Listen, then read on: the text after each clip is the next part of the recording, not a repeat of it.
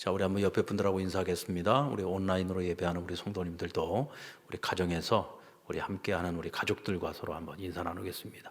우리 함께 힘내십시다. 우리 함께 힘내십시다. 기독교 미래학자인 레너드 스윗의 예수님은 나를 미치게 합니다 라는 책이 있습니다. 이 책에서 레너드 스윗은 그리스도인은 예수께 사로잡혀야 된다. 만약 그리스도인이 예수께 사로잡혀서 살지 못하면 우리가 신앙생활을 열심히 하는 것처럼 보여도 우리의 삶이 무기력할 수밖에 없다라고 얘기합니다. 그러니까 예수 그리스도께 사로잡혀서 살아간다는 것이 뭘까? 이것을 다른 말로 바꿔서 말하면 성령 충만한 삶이라고 말할 수 있을 것입니다. 오늘날 우리 그리스도인들 가운데 무기력한 정상 상태에 놓여 있는 사람들이 많다고 얘기를 합니다. 무기력한 정상 상태라고 하는 것은 뭐냐? 정상적으로 살아가고 정상적으로 신앙생활하고 다 겉으로 보여지는 모습은 아무 문제가 없어요. 근데 문제는 무기력하다는 겁니다. 마치 예수님 시대의 바리새인들처럼 그들의 신앙의 모습은 보면은 뭐 흠이 없잖아요. 뭘 흠 잡을 데가 없을 정도로 자기들 스스로도 생각을 해도 철저하게 율법을 지키는 사람들이었고 그 누구와도 견주어 볼 때 우리는 경건한 자들이라 늘 그렇게 서로 생각을 하고 스스로를 의롭게 여기는 그런 사람들이었단 말이죠. 정상적인 생활을 하고 있어요. 그런데 문제는 뭐냐면 결정적인 순간에 무기력하다는 겁니다. 아무것도 할 수가 없어요. 영적인 사람은 영적인 능력이 있어야 되는데 분명히 영의 사람이고 영적인 사람인데 불구하고 전혀 영적인 능력을 행하지 못한단 말이죠. 무기력한 겁니다. 만약 우리도 그와 같은 삶을 살아가고 있다면 그것은 우리가 그리스도께 사로잡히지 못했기 때문이고 그리스도께 끌려가고 있는 그 영성, 정말 마치 태풍처럼 휘몰아치는 그런 영성에 우리가 사로잡히지 못한 채 그냥 신앙의 모습만 가지고 살아가고 있기 때문입니다. 지금 수요일 계속해서 제가 성령에 관한 말씀을 계속 전하고 있습니다. 저는 바라기는 우리 상랑교회가 이제 금년 새해를 들어서서 우리가 다시 한번 성령 충만한 삶을 회복했으면 좋겠다, 그런 기대감을 가지고 있습니다.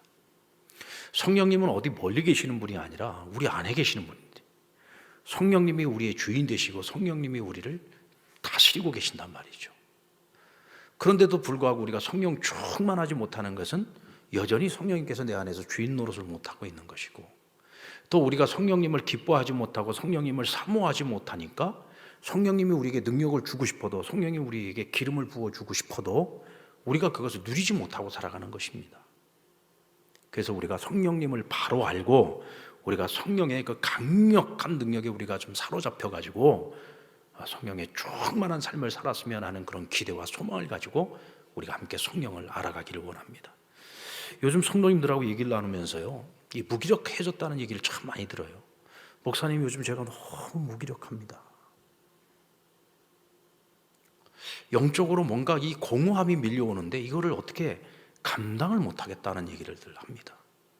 아마도 우리가 교회에 늘 열심히 모이기를 힘쓰다가 교회에 지금 모이지를 못하고 또 성도의 교제가 지금 다 단절되어 있잖아요. 예배를 드려도 우리가 지금 20% 정도밖에 교회에 나와서 대면 예배를 지금 못 드리고 있어요. 지금 어떤 분들은 보니까 2년 동안을 지금 계속 작년에 우리 코로나 터지고 난 그 이후로 지금까지 교회를 한 번도 못 나오고 온라인으로만 예배를 드리고 있는 성도님들도 계시더라고요.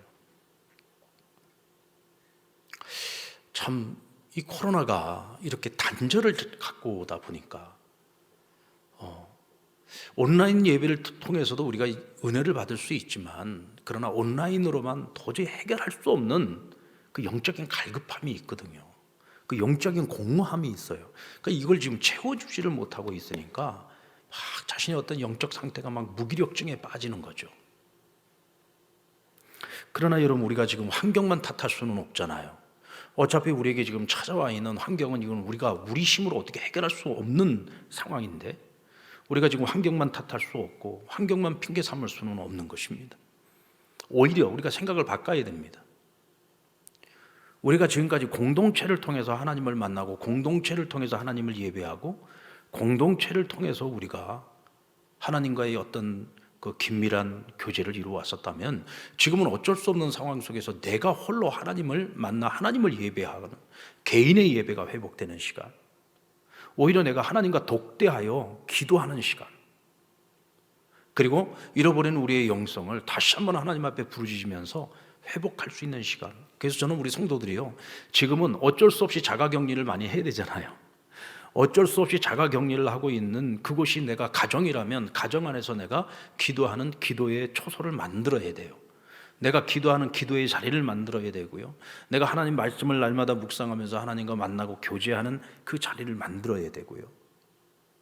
그래서 우리가 정말 이게 도무지 채워지지 않는 이 영적인 갈급함을 내가 하나님과 독대하면서 하나님께서 우리에게 주시는 보다 더 긴밀한 하나님과의 깊은 교제와 대화와 소통을 이룰 수 있는 기회로 삼을 수 있었으면 좋겠다 하는 것입니다. 아멘입니까? 하나님께서는 우리가 함께 모였을 때만 그 자리에 임재하시는 하나님이 아니에요. 하나님 뭐라고 했습니까? 골방에서 기도하라 그랬잖아요. 나만의 골방, 나만의 골방에서는 하나님께 내가 무슨 얘기든지 할 수 있잖아요. 그렇죠. 사람들과 함께 있는 곳에서는 내가 기도를 해도요, 못할 기도도 있어요. 왜? 혹시라도 누가 들을까 봐 못할 기도도 있어요. 그러나 하나님과 내가 독대해서 기도할 때 뭐 내 얘기 못할 게 무엇이 있습니까? 내가 하나님 앞에서 하소연 못할 게 무엇이 있겠어요? 그냥 내가 말로서 표현을 못하면 그냥 하나님 앞에서 엉엉 울기만 해도 그게 기도예요. 때로는 우리가 울 힘조차도 없어서 그냥 때로는 멍을 때릴 때도 있잖아요. 근데 그것도 기도예요. 중요한 것은 뭐냐면 내가 지금 하나님 앞에 있다는 것이 중요한 거죠. 내가 하나님 앞에서 하나님과 독대하고 하나님과 만나고 하나님 앞에서 울기도 하고 하나님께 부르짖기도 하고 하나님 앞에 때로는 원망도 하고 탄식도 하고,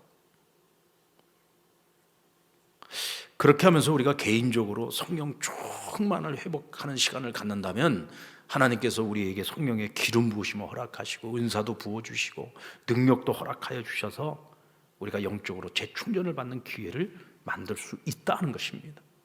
아멘입니까? 근데 우리가 이 길 외에는 이 무기력한 현상에서 벗어날 수 있는 방법이 없어요. 오순절 마가의 다락방에 모인 사람들에게 성령이 바람처럼 불처럼 임하였죠. 근데 이와 같이 성령이 임하기 전에는 예수님의 제자들이나 주님을 따르던 무리들이 전부 이 무기력증에 빠져 있었어요. 다 무기력증에 빠져 있었습니다. 주님과 3년을 동고동락했던 사람들입니다. 12제자를 제외하고도 예수님을 따르는 이 제자 그룹이 여러 그룹이 있었어요. 70인 그룹도 있었고요, 150인 그룹도 있었고요. 그들은 예수님께서 행하시는 모든 일들을 보았고 들었던 사람들입니다. 그런데도 예수님께서 십자가에서 딱 돌아가시고 나니까 무기력증에 빠져버린 거예요. 이제 우리 뭘 믿고 살아야 되나, 뭘 의지하고 살아야 되나.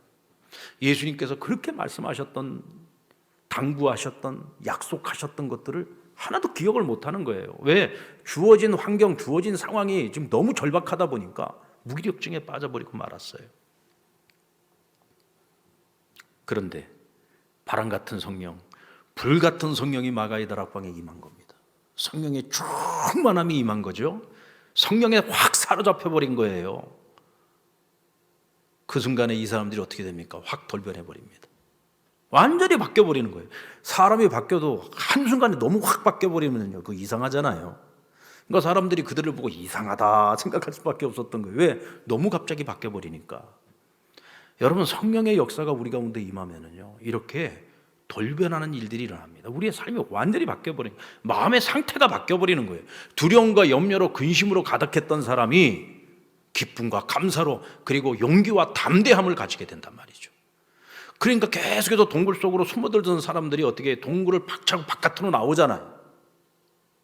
자기들을 해하려고 하는 사람들을 향해서 나가가지고 복음을 전하잖아요. 용기를 갖게 되는 거죠. 여러분, 사람이 미쳐도 무엇에 미치느냐가 참 중요합니다. 돈에 미치고 쾌락에 미치고 세상의 영광에 미치면은요, 반드시 탈락이 돼 있고요, 아주 잘못하면 인생 완전히 그냥 쫑나는 수가 있습니다. 그러나 우리가 예수님에게 미치고 성령님에게 미치면은요, 예수님께 확 사로잡히게 되고 성령님께 확 사로잡히게 되는 거예요. 성령님께 사로잡히게 되면 우리 안에 있는 근심이나 두려움이나 염려나 근심이나 이런 것들이 어느 순간부터 내 마음속에 사라지기 시작해요. 환경은 그대로 있어요. 어려운 문제도 그대로 있어요. 근데 여러분, 어려운 문제와 어려운 상황 속에서 근심, 걱정, 염려까지 가지고 있으면은 하루하루 사는 게 기쁘겠습니까? 즐겁겠습니까? 너무 힘든 거죠. 너무 괴로운 거죠. 환경 그대로예요. 상황도 그대로예요. 문제도 그대로 있어요. 근데 성령님께서 내게 충만함을 주시면은요, 걱정이 안 돼요. 근심이 사라져요. 하나님이 함께 하시는데, 성령님이 내 안에서 역사하고 계시는데 담대함이 생기는 거예요. 담대함이. 이때 우리는 우리 안에 있는 문제들을 해결할 수가 있어요. 극복할 수 있는 거죠. 여러분, 사도 바울을 생각해 보세요. 사도 바울 역시도 마찬가지로 무기력한 정상인이었습니다. 바울 역시도 바리새인이었어요. 또 율법에 아주 열심히 있는 사람이었습니다. 그는 그래서 예수를 핍박하고 교회를 핍박하는 것이 하나님을 잘 섬기는 길이라고 생각을 했던 사람입니다. 그런데 그 바울에게 불같은 성령이 임했습니다. 어느 누구도 경험하지 못했던 강력한 성령의 임재가 그에게 임한 거죠. 사람이 하루아침에 돌변하지 않습니까? 핍박하던 자가 핍박하던 예수를 전하는 사람으로 바뀌어버립니다. 그의 인생의 목적이 바뀌어버렸어요. 비전이 달라져 버린 겁니다. 이제는 무엇을 위해서 살아갑니까? 복음을 위해서 살아가는 거예요. 성령에 미치면은요, 복음 전하지 않고는 견딜 수가 없어요. 입이 근질근질해서. 전하지 않고는 견딜 수가 없는 거예요. 그러니까 나는 죽고 예수로 사는 고백을 날마다 하면서 오직 복음을 위한 삶을 살아가게 된 거죠. 바울은 그렇게 성령의 사람이 되어서 예수에 미치고 복음에 미쳐서 그 미침이 결국은 세상을 발칵 뒤집어 놓게 됩니다. 저는요, 우리 한국교회가 세상을 다시 한번 확 발칵 뒤집어 엎었으면 좋겠어요. 지금 막 교회가 세상의 조롱거리가 되고 뭐 사람들이 그냥 교회에 대해서 막 함부로 얘기하고 있잖아요. 근데 뭐 그렇게 얘기하라 그러세요. 거기에 우리가 너무 민감할 필요도 없고 뭐 그것 때문에 막 속상해할 필요도 없어요. 왜냐면요, 늘 그렇게 얘기했던 사람들은 그전에도 그랬어요. 꼭 지금만 그러는 것이 아니라 그전에도 그랬어요. 단지 별로 관심 없었던 사람들이 하도 그 극렬하게 얘기하는 사람들이, 거기다가 이제 또 이런 매스컴이라든지 이런 사람들이 자꾸 그냥 이 자극적인 걸 가지고서 막 교회를 갖다가 자꾸 부정적으로 얘기를 하니까 거기에 그냥 같이 동조를 해서 그것이 문제인 거지, 교회에 대해서 비판적이고 부정적인 사람들은 늘 그렇게 해왔던 사람들입니다. 근데 사실 오늘 우리의 문제는요, 그들의 문제가 아니에요. 사실은 우리 자신의 문제입니다. 우리 자신의 문제예요. 우리가 영적으로 하나님 앞에서 충만하고 성령 충만하면은 밖에서 누가 뭐라고 해도요, 우리 신경 쓸 필요가 없습니다. 결국은 세상과 교회의 싸움, 하나님 나라와 세상 나라와의 싸움은요, 승리의 길은 딱 한 가지밖에 없습니다. 우리가 세상적인 방법으로 싸워가지고 이길 것 같습니까? 뭐 세상이 뭐 미디어라든지 그런 매스컴을 통해 가지고 교회를 갖다가 계속해서 공격을 한다. 그럼 우리도 그럼 매스컴을 통해서 공격하면 됩니까? 이 싸움은요, 절대로 우리가 이길 수 있는 싸움이 아닙니다. 그 우리는 무엇으로 이겨야 되느냐? 세상이 가지지 못한 것을 갖고 이겨야 되는 거예요. 세상이 절대로 알 수 없는 것을 가지고 이겨야 돼요. 그게 뭐냐? 성령의 역사고 성령의 능력이에요. 그러니까 이 땅의 교회의 역사를 보면은요, 교회는 세상 속에서 항상 힘들었습니다. 그래도 우리는 지금 막 박해를 당하고 핍박을 당하고 지금 막 목숨에 위태롭고 그렇지는 않잖아요. 과거의 기독교 역사를 보면은 예수 믿는다는 것 때문에 수없이 많은 사람들이 죽어나갔습니다. 믿음을 지킨다는 것이요, 그렇게 단순한 문제가 아니었어요. 예수를 주로 시인한다라고 하는 이 사건은요, 목숨 걸고 예수 믿는 거였습니다. 우린 지금 적어도 예수 믿는데 목숨 걸고 믿지는 않잖아요. 과거에는 그런 시대들이 많이 있었어요. 그럼에도 불구하고 교회가 세상에 무릎 꿇지 않고 교회가 늘 이기고 승리할 수 있었던 것은 교회가 성령 충만했기 때문에 그 일이 가능한 것이었다는 거죠. 그래서 지극히 연약한 교회인 것처럼 보이는데 그 교회가 결국은 세상을 뒤집어 놓았잖아요. 오늘은 성령 충만한 그리스도인들이 하나님 앞에서 뜻을 정하고 하나님이 기뻐하시는 성령의 사역을 감당하며 나아갈 때 성령의 인도하심에 대해서 우리가 좀 함께 배워보려고 합니다. 자, 우리 성령 충만해야 됩니다. 성령 충만한 사람으로서 우리가 성령 충만하면 당연히 하나님께서 우리에게 맡기시는 사명을 위한 삶을 살아가야죠. 여러분들 사명은요, 꼭 목사만 사명 감당하는 게 아닙니다. 선교사들만 사명 감당이 아니에요. 이 땅을 살아가는 모든 그리스도인들에게는 다 사명이 있어요. 하나님이 각자 자기 자리에서 하나님의 나라와 주의 영광을 위해서 살아가야 되는 복음 전함을 위한 사명을 우리 모두에게 허락해 주신 거예요. 근데 그 사명을 감당함에 있어서 하나님께서 성령님을 통해서 우리를 인도해 주신다는 거예요. 총체적으로 생각을 해야 됩니다.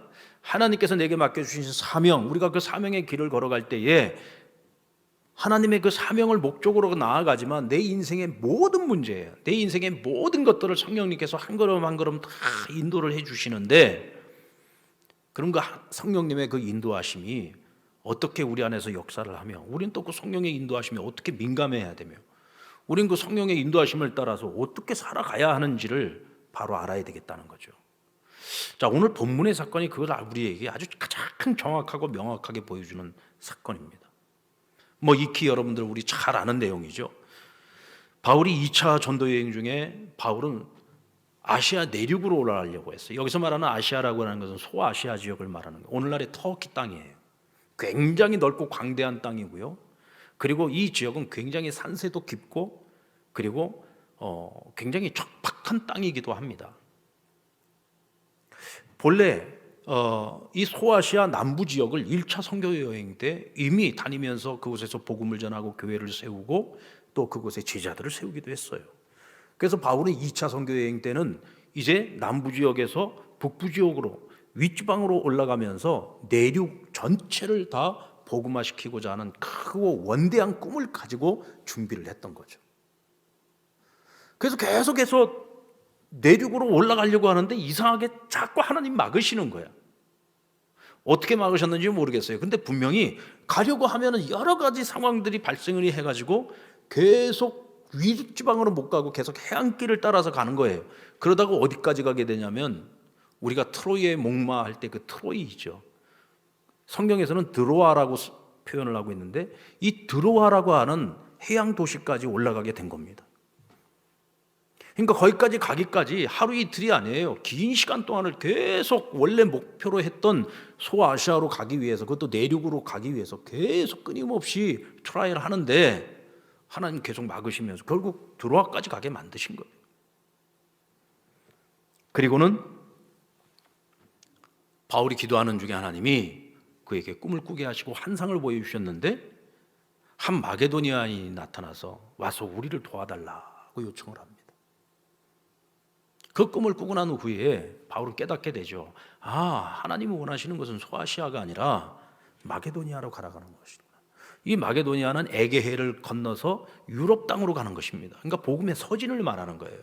복음의 동진을 준비하고 있었던 바울을 복음을 들고 서진 유럽으로 나아가게 한 것입니다.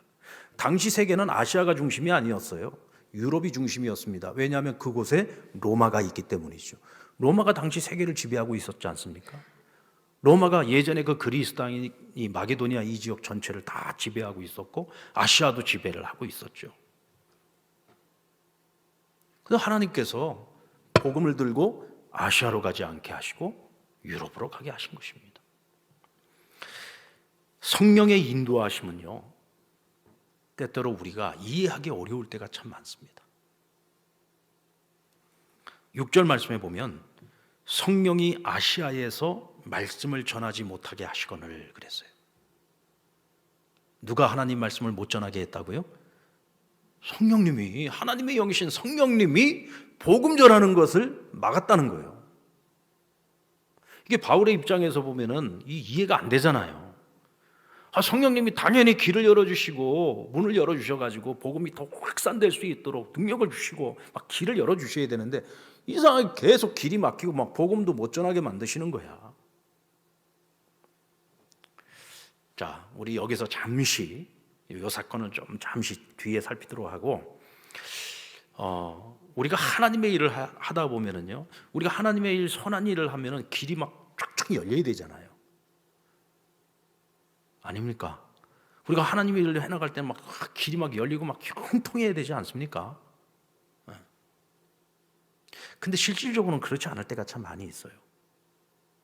분명히 하나님이 기뻐하시는 일을 하겠다고 우리가 정말 마음을 정하고 뜻을 정하고, 때로는 우리가 하고 싶었던 것들, 내가 가고 싶었던 그 길까지 다 포기하고 그 길을 걸어가는데도 하나님 자꾸 막 막으시는 거야. 하나님의 일인데 하나님이 막으시는 거예요. 자, 이럴 때 우리는 뭘 해야 되느냐? 생각을 해야 됩니다. 그러니까 생각을 안 하면은요, 쓸데없이 우리가 고생을 많이 하게 돼요. 그럴 때는 빨리 생각을 해야지 되고, 그리고 하나님의 뜻이 어디에 있는지를 놓고 기도하셔야 됩니다. 그리고 그 이유를 찾아야 돼요. 그래야 우리가 헛된 수고를 하지 않을 수 있습니다. 자, 먼저 오늘 우리가 하나님의 일을 하고자 할 때에 우리 앞에 벽이 탁 가로막혔어요. 그렇다면 이 벽은 장애물인 경우가 많이 있습니다. 이 장애물은요, 하나님이 허락하신 장애물이에요. 그렇다면 이것은 이 장애물 앞에서 절대로 포기하거나 우리가 절망해서는 안 되죠. 또 때로는 피해가서도 안 되는 거예요. 이 장애물은 어떻게 해야 돼요? 우리가 반드시 극복해야 되는 거예요. 넘어설 수 있어야 되는 거예요. 어떻게 해야지 됩니까? 이 장애물을 뛰어넘기 위해서는 믿음으로 밀고 나가야 되고, 또 기도와 간구로 난관을 뚫고 나가야 되고, 인내로 버텨야 되는 거죠. 그래서 영광스러운 하나님의 뜻을 이루어야 되는 겁니다. 자, 한번 따라올까요? 장애물은 극복해야 됩니다. 피해가면 안 돼요. 바울이 1차 선교 여행 때 버가에서 루스디아 안드리오로, 그러니까 이 내륙 쪽으로 올라가려고 하는데 타우루스라고 하는 산맥이 딱 가로막고 있는 거예요. 근데 여기 굉장히 산이 험한 산이고 여기에는 산적들이 많이 있어요. 그래서 보통 이제 뭐 해상무역을 하는 사람들이라든지 또 내륙으로 들어가려고 하는 사람들은 거의 대부분 이 타우루스 산맥을 넘어가지 않고 우회해서 가는 길을 갔어요. 그러니까 거의 한 몇 날 며칠 훨씬 더 긴 길을 돌아서 가는 길이겠죠.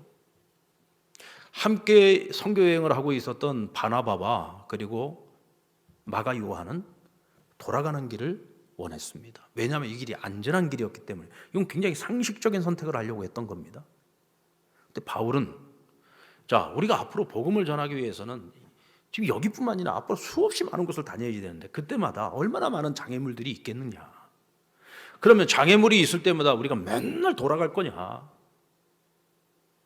우리가 처음서부터 돌아가기 시작하면 앞으로 우리는 계속 돌아가야 된다. 이 타우루스 산맥, 이것은 우리가 첫 번째로 넘어야 될 장애물이다. 그냥 직진하자. 근데 여기서 서로 의견이 좀 갈렸어요. 근데 여러분, 바울은 굉장히 목적지향적인 사람이었고, 뭐 이때까지만 하더라도 굉장히 고집도 강한 사람이고, 이게 말을 안 들어요. 그래서 신학자들은 마가 요한이 이 버가에서 예루살렘으로 돌아가지 않습니까? 이 돌아간 사건이 뭐 어떤 이들은 그가 몸이 연약해서 돌아갔다는 이들도 있고, 뭐 여러 가지 이유들이 있는데 가장 설득력이 있는 이야기는 바나바는 마가 요한의 삼촌이에요. 근데 이제 삼촌하고 같이 뜻을 해서 돌아가자고 얘기를 했고, 원래 이 팀의 리더는 바나바였는데 구브로 섬에서 사역을 마치고 버가로 오는 그 과정에서 성경에서 이야기하고 있는 이름의 순서가 바뀝니다. 처음에는 바나바와 바울 그러다가 구브로 섬 사역을 마치고 난 후에는 바울과 바나바로 바뀌어요. 리더가 바뀐 겁니다. 거기에서부터 이 마가 요한이 마음에 불만이 있었는데 이 타우루스 산맥을 건너는 문제를 가지고서 마음에 갈등이 일어나서 결국 마가 요한이 돌아갔다는 설이 가장 강력한 설이 되고 있습니다. 자, 그런데 결과론적으로 보면은 누가 옳았습니까? 바울이 옳았어요. 여러분, 우리가 인생을 살아가면서 또 우리가 하나님의 일을 감당하면서 우리에게 많은 장애물들이 올 수 있어요. 근데 이 장애물이 올 때마다 피해가기 시작하면 우리는 끝까지 피해 다녀야 됩니다. 장애물은 어떻게 된다고요? 극복해야 됩니다. 아멘. 여러분들 앞에 어떤 장애물이 있든지 극복할 수 있기를 바랍니다. 그리고 그 벽이 장애물이 아닌 경우가 있어요. 이 벽이 장애물이 아니라 뭐냐? 하나님께서 우리 안에 어떤 숨어있는 죄 때문에 하나님께서 길을 가로막아 버리시는 경우가 있고 장벽을 치시는 경우가 있어요. 여러분, 우리가 가장 잘 아는 사건, 가나안 정복 전쟁 때 아이성 전투에서 첫 번째 전투에서 큰 패배를 당하지 않습니까? 그 전에 앞선 전쟁이 뭐였어요? 여리고성 전투였잖아요.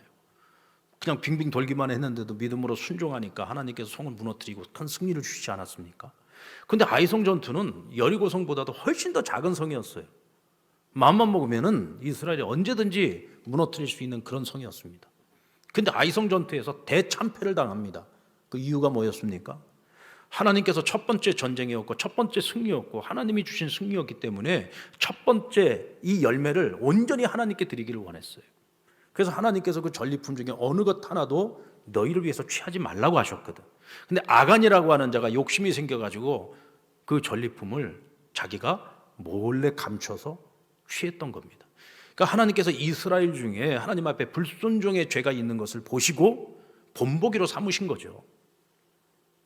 하나님께서 왜 이것을 그냥 넘어가게 되면 뭐 그 정도쯤이야 하고 그냥 넘어갈 수도 있겠잖아요, 우리 생각에는. 그러나 하나님 생각에 지금 가나안 정복 전쟁, 앞으로 많은 전쟁을 앞두고 있어요. 처음서부터 이들이 이와 같이 하나님 앞에 불순종하기 시작하면, 이와 같은 죄가 이스라엘 진영에 남아있게 되면 앞으로 그 남은 전쟁을 감당할 수 없는 거예요. 그러니까 하나님께서 본보기로 삼아가지고 길을 확 막아버리신 거죠. 그래서 결국은 그들이 회개하고 돌이켰을 때 두 번째 전투에서는 큰 승리를 거두지 않습니까? 초대교회 아나니와 삽비라 사건도 마찬가지입니다. 이들은 하나님께 드리고도 죽었어요. 좋은 일 하고 죽은 겁니다. 자신들의 밭을 팔아가지고 교회 앞에 그것을 헌물을 했어요. 헌금을 한 겁니다. 그럼 칭찬을 들을 일인데 죽었어요. 왜 죽었습니까? 밭을 팔고 보니까 자기가 생각했던 것보다 값이 더 셌던 것 같아요. 우리로 말하면 아파트를 팔아가지고 하나님께 드리려고 하는데, 내가 드리겠다고 했을 때는 시세가 한 6억 정도 했어요. 그런데 한두 달 사이에 갑자기 막 아파트 값이 오르더니 10억이 넘어버린 거야. 그래가지고 드리겠다고 약속을 했는데 딱 팔고 보니까 이건 내가 원래 생각했던 건 6억인데 10억이 됐어요. 4억은 빼. 왜? 내가 6억일 때 하나님께 드리겠다고 했으니까. 그래서 4억은 빼서 딱 감춰놓은 거예요. 이게 전부냐? 네, 전부입니다. 성령을 속인 거죠. 그래서 하나님께서 본보기로 삼은 거예요. 그 정도쯤이야 하고도 넘어갈 수 있잖아요. 근데 왜 하나님께서 그렇게 하셨을까요? 초대교회입니다. 신앙의 첫 출발이에요. 그들 안에 죄가 남아있는 것을 하나님은 원치 않았어요. 하나님 앞에 정직하고 신실하고 순수하기를 원하셨던 거죠. 그래서 하나님이 본보기로 삼으셨다는 것입니다. 여러분들, 우리가 어떤 일을 할 때 자꾸 일이 막혀요. 가로막혀요. 그럴 때는 이것이 장애물인지 아니면 이것이 우리 안에 어떤 감춰져 있는, 나만이 알고 있는 어쩌나 하나님과 나와의 관계 속에서 하나님이 알고 계시는 어떤 죄가 있는지, 이런 것들을 우리가 좀 잘 생각을 하고 기도하면서 하나님께 우리가 물어볼 필요가 있어요. 그리고 벽을 만나는 세 번째 이유가 있습니다. 이것은 뭐냐? 성령의 특별한 계획이에요. 오늘 지금 바울의 경우가 그런 거죠. 하나님의 특별한 계획이 있으신 거예요. 자, 오늘 성경의 말씀을 잘 보십시오. 성령님께서 말씀을 못 전하게 했는데 아무 데서나 다 못 전하게 한 게 아니죠. 아시아에서 말씀 전하는 것을 막으셨다 그랬어요. 그러면 하나님께서 바울이 아시아에 가서 복음 전하는 것을 기뻐하지 않으셨나? 하나님께서 아시아는 그냥 따로 제외시켜 버리셨나? 이렇게 생각할 수도 있겠습니다만은 천만의 말씀입니다. 하나님께서는 아시아 복음화를 위한 더 좋은 계획을 가지고 계셨던 거예요. 아까도 제가 말씀드렸던 것처럼 이 소아시아 지역은요, 이 산세가 굉장히 험하고 지형적으로 보면은 굉장히 험한 곳이에요. 바울이 이곳 전체를 다 복음을 전하러 돌아다니려면은 너무 힘들어요. 어쩌면 자기 전 생애를 다 바쳐서도 그 사역을 다 감당하기가 어려울 수가 있습니다. 그래서 이 아시아 선교는 하나님이 어떻게 이루셨느냐? 이 3차 선교 여행 때 그가 에베소에 있는 두란노 소원이라고 하는 곳에서 2년 동안을 머물면서, 에베소라고 하는 도시는요, 항구 도시입니다. 이 소아시아의 가장 대표적인 항구 도시예요. 그러니까 뭐 유럽이라든지 아니면 아프리카라든지 아니면 저쪽 가나안 팔레스타인 땅으로 간다든지 어디를 가든지 배를 타고 무역을 하러 가든지 아니면 여행을 가든지 어느 곳으로 먼 곳 다른 대륙으로 가기 위해서는 반드시 이 에베소에 와서 배를 타고 가야 되는 거예요. 그러니까 소아시아 지역의 전 지역에 있는 특별히 이곳저곳을 다니고 있는 뭐 상인이라든지 이런 사람들이 에베소에 왔다가 두란노 서원이라고 하는 곳에서 기가 막히게 말씀을 잘 전하고 가르치는 사람이 있다 소문을 듣고 그곳에 가서 복음을 듣게 되고 그곳에서 교육을 받고 훈련을 받으면서 이 사람들이 거듭나가지고 나중에는 어떻게 해요? 자기들이 왔던 곳으로 돌아가서 그들이 복음을 전하고 그곳에 교회를 세우는 거예요. 그래서 여러분 바울이 가서 복음을 전하고 교회를 세웠던 것 이외에도 성경에 보면은 다른 지역에도 많은 교회들이 나중에 세워지는 것을 알 수가 있습니다. 그게 어떻게 이루어졌느냐? 바로 에베소에서 두란노 서원에서 2년 동안 사역을 통해서 하나님께서 소아시아 복음화를 이루신 거예요. 할렐루야. 할렐루야. 하나님이 더 특별한 아시아에 대한 복음화 계획을 가지고 계셨던 거고 그 바울에게는 뭐냐? 너 유럽으로 빨리 가. 유럽이 또 급해. 유럽이 더 넓은 무대야. 더 큰 무대야. 앞으로 유럽을 통해서 하나님이 계획하셨던 복음의 서진을 그렇게 하나님께서 이루어 가신 거다. 근데 여러분 우리가 하나님의 그 오묘하고 그 신묘막측하고 그 깊으신 뜻을 우리가 어떻게 알 수가 있습니까? 한번 따라볼까요? 하나님께서 인도하시는 대로 성령님께서 이끄시는 대로 그거 외에는 방법이 없어요. 뭔가 하나님의 더 큰 계획이 있으시구나. 하나님께서 나를 위해서 더 특별한 계획을 가지고 계시는구나. 그걸 믿고 내가 순종하는 길밖에 없는 겁니다. 그래서 성령의 사람들이 하나님을 일을 할 때 무엇보다 중요한 것이 뭐냐면 영적인 센스가 있어야 돼요. 성령의 인도하심을 빨리 캐치할 수 있어야 돼요. 하나님의 뜻이 무엇인지를 빨리 캐치할 수 있어야 돼요. 그것을 우리가 빨리 깨닫지 못하면은요, 쓸데없이 시간 낭비를 많이 해야지 되고, 그만큼 우리가 영적으로 더 어려워질 수가 있는 겁니다. 근데 사실은 위대한 우리의 영적 스승인 바울도 아까 말씀드린 것처럼 고집이 보통 고집이 아닌 사람입니다. 그러니까 오늘 6절로 7절에 보면은 그가 아시아 내륙으로 가기 위해서 어떻게 했다 그랬어요? 부르기아와 갈라디아 땅으로 다녀가 루시아 앞에서 이르러 비두니아로 가고자 애쓰되 예수의 영이 허락하지 아니하였다. 이게 지금 무슨 얘기냐면 계속 가려고 하나님 막으시면 왜 하나님 막으시지? 하나님의 뜻이 다른 곳에 있나? 생각을 하고 기도해서 하나님의 뜻을 빨리 캐치해가지고 하나님 뜻대로 따라야 되는데 막히는데도 아니야, 이건 내가 극복해야 될 장애물이야. 그리고 막 계속 그러다가 결국은 어떻게 해요? 드로아까지 간 거예요. 사실 우리가 하나님이 기뻐하실 일이라고 생각해서 오랫동안 준비해 온 일을 하나님께서 막으시고 하나님께서 더 특별한 길로 나를 인도하시려고 해도요, 내가 계획했고 내가 오랫동안 준비한 것을 내려놓는 거 쉬운 일이 아닙니다. 쉽게 포기가 잘 안 돼요. 그렇죠? 아닙니까? 그렇잖아요. 저도 그런 걸 경험했어요. 제가 영락교회에 있다가 한 3년 나오기 전에 3년 동안 개척 준비했었다 그랬잖아요. 개척 열심히 준비했어요. 여러분 개척이 쉽습니까? 요즘 한국교회에서 개척하는 일은요, 정말 맨 땅에 헤딩하는 겁니다. 정말 어려운 거예요. 정말 성령의 역사가 없이는 할 수 없는 일입니다. 그런데도 저는요, 하나님이 주신 그 마음의 소원이었기 때문에 정말 열심히 준비해서 3년 동안을 얼마나 준비를 했는지 모릅니다. 제가 갈 곳도 정해놨었어요. 운정신도시, 파주에 있는 운정신도시에 가서 개척을 하겠다고. 제가 진짜 거기 가서 땅 밟기를 얼마나 했는지 모릅니다. 우리 집사람이 증인이에요. 제가 토지공사에 있는 집사님하고 같이 지도까지 다 완전히 그냥 지도를 8장짜리 지도를 만들어가지고 지도를 다 찾아다니면서 교회를 어디다가 해야 될지 그렇게 3년을 준비했어요. 매주마다 모여서 같이 기도하고 막 준비를 했는데 막상 시작하려고 하는데 하나님 다 막아버리시는 거예요. 그렇게 친하고 막 그렇게 끈끈했던 사람들이 막 자기들 사이에 갑자기 막 트러블이 생겨가지고 서로 막 원수가 돼버리고, 그러면서 이게 자연스럽게 이 팀이 깨져버리고 길이 다 막혀버리는 거예요. 처음에는 막 그것 때문에 낙심도 많이 하고, 막 하나님 왜 이러시냐고 이제 막 원망도 하고 그랬어요. 그런데 기도하면서 하나님이 제게 주시는 마음이, 하나님의 계획은 또 다른 데 있는가 보다. 그래서 제가 포기 선언을 했습니다. 그리고 우리 개척팀을 해체시켜 버렸어요. 우리가 개척한다고 열심히 헌금, 우리 저축도 하고 있었거든요. 그 저축하고 있던 거 또 다른 개척 준비하고 있었던 목사님한테 그거 다 우리 팀이 그냥 다 줬어요. 헌금을 했어요, 그 목사님한테. 그리고 깨끗이 해체를 시킨 겁니다. 그때 저희 집사람은 아이들 데리고 미국에 한 6개월 가 있다가 돌아왔거든요. 딱 집사람이 딱 돌아왔는데, 여보, 우리 개척 안 한다. 무슨 소리냐고. 하나님 다 막으셨어.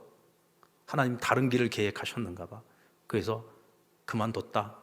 그랬더니 저희 집사람이 딱 하는 얘기가, 남자가 칼을 들었으면 무라도 잘라야지, 시작도 안 해보고 그렇게 어떻게 이렇게 쉽게 포기를 하느냐고. 그러면서 막 저를 탓하는 거예요. 여러분, 아무리 내려놓는 것이 쉽지 않아도요, 성령님께서 막으시면 아닌 것은 아닌 겁니다. 그러니까 그거를 우리가 정말 기도하는 중에 하나님이 주시는 그 마음을 빨리 깨달아야 되고, 하나님의 인도하심을 빨리 캐치할 수 있어야 돼요. 그래서 제가 상남교회 온 겁니다. 하나님께서 더 특별한 길을 예비하고 계셨던 거예요. 더 특별한 길을 준비하고 계셨던 거죠.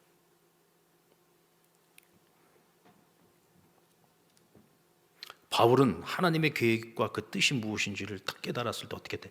마게도니아로 가기를 힘썼다라고 말하고 있습니다. 소아시아로 가기 위해서 힘썼던 것을 이제는 어떻게 방향만 딱 바꾼 거예요. 어디로? 이제는 하나님께서 마게도니아로 가라 그랬으니까 마게도니아로 가기 위해서 힘을 썼다. 여러분, 저는 이 자세가 정말 중요하다고 생각합니다. 내가 생각했던 것과 하나님이 생각했던 것이 좀 다르다고 해서 뭐 억지로 가라고 하니까 그럼 막 가야지, 이게 아니고, 하나님께서 저기로 가라고 하시는구나, 그걸 알면 내가 동으로 가려고 애썼던 것만큼이나 그거보다 더 힘을 써서 하나님께서 인도하시는 그 길을 향해 나아가기 위해 힘을 써야 되는 거죠. 그런데도 우리가 하나님의 뜻이 무엇인지를 깨닫고서도 불순종하는 이유는 뭘까요? 자기 생각, 자기 계획, 자기 비전, 자기 이상, 여기 사로잡혀 있으니까 못 내려놓는 거예요. 그런데 그것을 못 내려놓는 것이 뭐냐? 불신앙입니다. 우리는 그걸 내려놓을 수 있어야 돼요.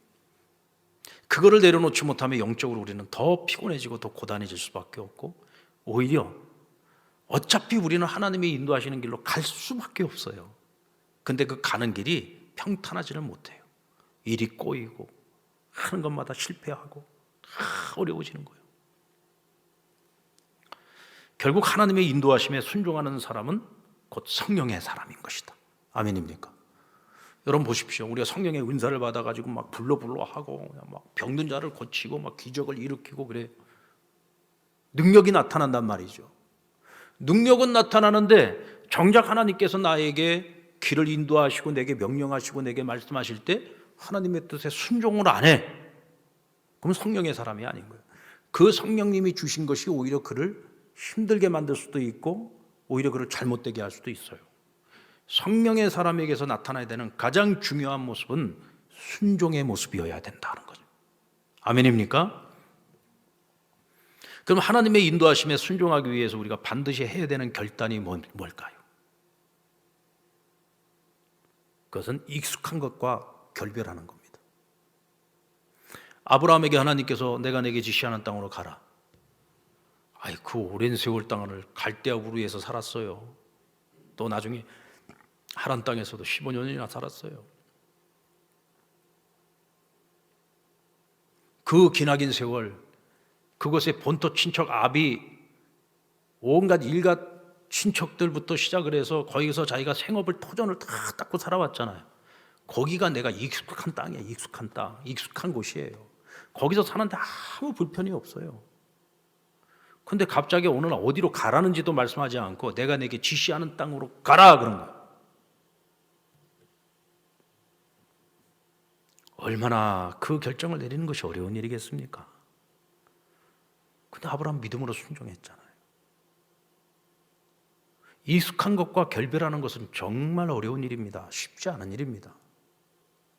벌써 우리가 코로나 상황에서 온라인 예배 드리는데 편안함에 익숙해지니까 이제는 예배 때 챙겨갖고 나오는 것도 불편해. 자꾸 갈등이 생겨. 예전에는 당연하게 생각하고 마땅하게 생각해서 교회를 나왔는데 이제는 뭐예요? 갈등이 생겨. 뭐 온라인 예배 된다고 지금 이 상황에서 누가 뭐라고 할 사람도 없고, 에휴, 뭐 옷 챙겨 입기도 귀찮고, 아휴, 몸도 좀 안 좋고, 그냥 별거 아닌 핑계, 이 핑계, 저 핑계 다 돼가지고 점점 더 편안함에 익숙해져 버리는 거예요. 이거 익숙함과 결별하지 않으면요, 우리 신앙 절대로 바로 설 수 없어요. 우리가 이 영적인 공허함에서 절대로 헤어나올 수 없습니다. 우리 스스로가 불편함을 즐겨야 돼요, 이제는. 그래서 시간을 정해놓고 하나님 앞에 기도해야 되고, 나의 골방의 기도의 자리를 만들어야 되고, 하나님께 부르짖는 기도의 자리를 만들어야 되는 거예요. 아멘입니까? 익숙한 것을 결별하지 못하면은 우리는 절대로 성령께서 내 안에서 새롭게 행하시려고 하는 그 일에 우리가 함께 동참할 수 없어요. 그러나 순종하게 되면 우리는 성령님과 함께 새 일을 시작할 수 있어요. 그리고 우리가 그 새 일을 새롭게 시작을 할 때는 뒤돌아보면 안 됩니다. 아, 그때 그랬을걸. 그 이미 다 지났는데 뭐 그랬을걸 백날 얘기하면 뭐 하겠습니까? 이미 새 일을 시작했어요, 성령님과. 성령의 이끌리심과 성령의 인도하심과 성령님께서 막으시고 길을 열어서 성령님께서 지금 나를 이끌고 계신단 말이에요. 그럼 내가 그 길로 향해서 나아갈 때는 어떻게 뒤돌아보면 안 돼. 자꾸 뒤에 것에 미련을 가지면 안 돼요. 미련을 버리고 익숙한 것과 결별을 해야 된다는 거죠. 10절 말씀 보면 바울이 그 환상을 보았을 때 우리가 마게도니아 떠나기를 힘쓰니 이는 하나님이 저 사람들에게 복음을 전하라고 우리를 부르신 줄로 인정함이로라. 우리에게 와서 도와달라고만 했습니다. 복음 전해달라는 소리 안 했습니다. 도와만 달라고 했습니다. 그 바울이 뭐 하는 사람이에요? 복음 전하는 사람이죠. 그 얘기는 무슨 얘기야? 바울이 생각한 겁니다. 기도하면서 왜 하나님 나에게 환상을 보여주셨지? 도와달라는데 뭘 도와달라는 거지? 내가 할 줄 아는 건 복음 전하는 건데 저들에게 가서 복음 전하라고 하시는 거구나. 복음을 위해서 살아가는 사람에게 복음 전할 수 있는 방향을 일러주는 것, 그거보다 기쁜 일이 어디 있습니까? 내가 가야 할 곳을 알았으니 그거보다 기쁜 일이 어디 있습니까? 그 순간서부터 그는 더 이상 아시아를 바라보지 않고 유럽을 바라봅니다. 아시아로 가는 길이면은요, 많은 시간 준비했기 때문에, 충분한 시간을 준비했기 때문에 익숙한 길이죠. 그 길이 익숙한 길이요. 그러나 마게도니아로 가는 그 길은 한 번도 아직까지 생각지도 못했던 길이고, 그건 머나먼 길인 줄 알았어요. 왜? 그는 어차피 로마까지 가려고 마음을 먹고 있었으니까 언젠가는 가기는 갈 것이지만 그가 생각했던 건 아시아가 우선순위였어요. 아직 가보지 않은 길이에요. 낯선 길이에요. 그곳에 누가 기다리고 있는지도 모르고 어떤 사건이 기다리는지도 모르고 무엇이 기다리는지도 몰라요. 그러나 하나님께서 그곳에 계획하신 것이 있어요. 그곳에 가서 내가 해야 할 일이 있어요. 그러니까 그는 열심을 가지고 마게도니아로 가기 위한 준비를 합니다. 성령의 인도하심을 따라서 가는 거죠. 여러분, 인생은요, 가방 하나 들고 배 타는 겁니다. 우리가 뭐 가진 것이 많은 것 같고요, 준비된 게 많은 것 같고, 그렇죠? 그리고 내가 뭐 준비된 게 많으면 뭐 인생이 아주 쉽게 잘 풀릴 것 같죠? 우리가 무엇을 가지고 있어도, 얼마를 가지고 있어도요, 우리의 인생이라고 하는 것은 항상 그냥 가방 하나 들고 배 타는 것이다, 이렇게 생각을 하고 사는 게 가장 좋습니다. 우리 한번 따라올까요? 가방 들고 배 타는 겁니다. 이 얘기는 무슨 얘기입니까? 지금 전혀 낯선 곳으로 가는데 바울이 준비된 건 아무것도 없어. 가방에 뭐 들었겠어요? 우리 같으면 성경책 하나 들고 있는 거야. 성경책 하나 들고 가는 거예요. 지금 복음 하나 들고 가는 겁니다. 근데 여러분, 이게 빈손으로 가는 것처럼 보이지만 아니요, 우리의 오른손을 누가 잡고 계세요? 예수님께서 딱 잡고 계시네요. 지금 누가 나와 동행하고 계세요? 성령님이 동행하시는 거예요. 누가 나를 인도하고 계시는 거예요? 성령님이 인도하고 계시는 거예요. 누가 이끌어 주시는 거예요? 성령님이 이끌어 주시는 거예요. 그곳에 가서 누구를 만날지 몰라요. 근데 그 만남도 결국 누가 다 준비해 놓으셨을까요? 성령님께서 다 준비해 놓으셨어요. 그곳에서 어떤 사건들을 통해서 복음의 문이 확 열리도록 만드실 텐데, 그 사건, 나는 어떤 사건일지 몰라요. 그 사건을 통해 내가 어떤 어려움을 겪을지, 어떤 고초를 겪을지도 몰라요. 그러나 분명한 것은 하나님께서 그런 예비되고 준비된 사건들을 통해서 복음을 전할 수 있는 길을 열어주신다는 거죠. 그냥 그거 하나 믿고 가는 겁니다. 우리 인생은 그래서 하나님이 주시는 이 절대 평강을 우리가 잃지 않고 살아가기 위해서는 성령 충만해야 되는 겁니다. 왜요? 성령님이 나와 함께 하신다. 성령님 나를 인도하신다. 나는 무능하지만 성령님은 전능하시다. 오로지 그 성령님을 붙들고 내 길을 인도하시고 지도하시는 그 성령님 손 꼭 붙들고 가면 그것이 어디가 되었든 그곳에서 하나님 만남을 갖게 하시고, 어디가 됐든 그곳에서 하나님이 길을 열어주시고, 그래서 하나님이 계획하신 모든 일들을 이루어가게 만드신다 하는 거죠. 믿습니까? 여러분, 빌립보라고 하는 이 도시는 마게도니아의 관문 도시예요. 그러니까 로마의 식민 도시였고 굉장히 번성한 도시였습니다. 첫 번째로 간 도시가 마게도니아의 빌립보라고 하는 곳인데, 그곳에 가서 누구를 만납니까? 루디아라고 하는 자주장사 여자를 만나잖아요. 요즘 말로 말하면 큰 기업을 하고 있는 여사장을 만난 거예요. 그가 바울로부터 복음을 듣는데 성령님께서 그 마음을 열어주심에 그가 예수님을 영접하게 됩니다. 그리고 그 집에서 교회가 시작이 됩니다. 근데 이 루디아를 어디서 만났습니까? 어떻게 만났습니까? 오늘 성경에 보면 바울이 안식일 날 기도처를 찾기 위해 기도처를 찾던 중에 루디아를 만나게 된 겁니다. 왜 기도처를 찾았을까요? 바울은 지금 빈손 들고 왔습니다. 믿는 것은 성령님밖에 없습니다. 그가 할 일은 복음 전하는 것밖에 없습니다. 결국 내가 이곳에 와서 내가 제일 먼저 해야 될 일은 기도죠. 기도의 자리부터 찾은 거예요. 그리고 거기서 기도하는 겁니다. 그러는 가운데서 하나님께서 사람도 만나게 하시고 동역자를 만나게 하시고 처소를 마련하게 하시고, 할렐루야, 하나님께서 인도하시는 거예요. 오늘 저와 여러분이 지금 기도의 자리에 나왔습니다. 지금 이 자리가 기도의 자리입니다. 여기가 지금 빌립보 성이라고 생각을 하시고, 여러분들 지금 가방 하나 들고 배를 타고 지금 여기 와 있는 거예요. 앞으로 우리가 걸어가야 되는 길, 사실 저는 요즘 참 고민이 많습니다. 지금까지 아마 제가 목회를 해오면, 우리 상량교회 와서 목회를 해오면서 요즘처럼 고민이 많은 적이 없는 것 같아요. 참 고민이 많습니다. 어떤 고민이냐면, 정말 이제는 우리가 가보지 않은 길을 가야 되거든요. 앞으로 어떤 미래가 우리 앞에 지금 찾아올지 모릅니다. 앞으로 우리 상량교회 성도들을 이끌고 함께 이 새로운 시대를 헤쳐나가야 되는데, 우린 지금 무엇을 준비해야 될까? 그 문제를 가지고서 늘 하나님 앞에 이제 계속 묻는 거예요. 하나님, 뭘 준비해야 됩니까?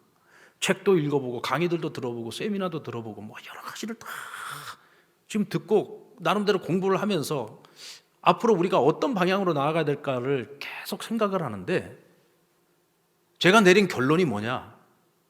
성령 충만 외에는 길이 없다. 그래서 지금 수요일 날 성령을 테마로 해가지고 우리가 성령을 좀 바로 알고 성령 붙잡고 우리가 미래를 준비해야 되겠다. 시대가 아무리 바뀌어도요, 교회는요, 성령 충만 외에는 길이 없어요. 무슨 방법론으로 무슨 프로그램 가지고서 아니요, 그거 백날 해봐야 소용없어요. 성령으로 우리가 충만하지 않으면, 우리가 말씀에 붙들리지 않으면, 예수님께 사로잡히지 않으면 길이 없어요. 방법이 없어요. 세상은 앞으로 점점 더 강력해질 겁니다. 왜? 더 강력해질 수밖에 없죠. 왜? 우리 경험해보지 못한 세상을 만나는 거니까. 그렇지만 어떤 세상을 만나더라도 우리가 세상을 변화시키고 승리할 수 있는 것, 하나님의 나라, 하나님 백성으로서 우리가 휘둘리지 않고 승리하는 그 길을 걸어갈 수 있는 방법은 한 가지밖에 없다. 성령 충만이다. 여러분, 오늘 결정할 수 있기를 바랍니다. 결정하십시오. 오늘 이 기도의 자리에서 여러분 기도하시면서 오늘 저는 그 기도를 좀 오늘 많이 했으면 좋겠어요. 하나님, 제가 성령의 사람이 되게 해주세요. 성령 충만한 사람 되게 해주세요. 육의 사람에게 이끌려서 살아가는 내가 아니라 하나님의 영에 이끌려 살아가는 사람이 되게 해주세요. 신앙생활을 해도 형식적인 신앙인이 되지 말게 해주시고 영적으로 충만한 신앙인이 되게 해주세요. 뭐 무슨 일을 하든지 간에 인간적인 생각에 휩싸여서 살아가지 말게 하시고 좀 하나님께 묻고 성령님께 묻고 성령의 인도하심과 이끌어 주심에 따라서 우리가 좀 살아가게 해달라고, 내가 성령 충만한 사람이 되게 해달라고. 그래서 우리가 성령의 능력을 받고 기름 부심을 받아서 막 성령의 은사가 나타나서 병 고치는 역사도 일어나고 막 귀신이 떠나가는 역사도 일어나고, 이런 건 여러분 세상이 못하잖아요. 세상에 가지고 있는 능력에 한계가 있잖아요. 근데 그 한계를 넘어서는 것이 뭐냐? 성령의 역사고 성령의 능력이에요.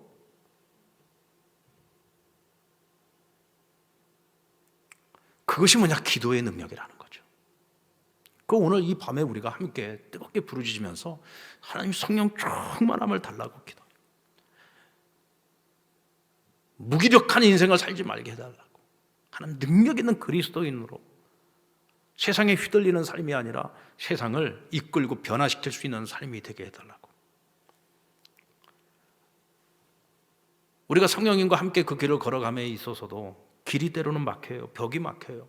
그래도 두려워하지 말게 해달라고, 하나님 주시는 그 평강의 능력을 가지고 극복할 수 있게 해달라고. 영적인 센스를 주셔서 하나님의 뜻, 성령의 인도하심과 그 뜻이 어디에 있는지를 잘 분별해서 내 계획, 내 고집을 내려놓고 성령의 인도하심과 이끌리심에, 이끌어주심에 순종하면서 살아갈 수 있게 해달라고. 가방 하나 들고 아무것도 기다리지 않는 곳, 아무도 모르는 곳에서 우리가 하나님의 그 새 일을, 하나님이 성령님께서 나와 함께 나가시는 그 새 일을 준비하고 그 일을 할지라도 두려워하지 말고 성령님이 나와 함께하고 계심을 믿고 의지하며 성령님과 함께 그 모든 새로운 일들을 이루어갈 수 있도록 도와달라고. 그렇게 오늘 하나님께 부르짖으면서 우리가 영적인 무기력에 빠지지 말고 그 무기력의 그 늪에서 빠져나와서 우리가 함께 힘차게 달려갈 수 있는 우리 상남의 모든 믿음의 식구들 다 되기를 주님의 이름으로 축원합니다.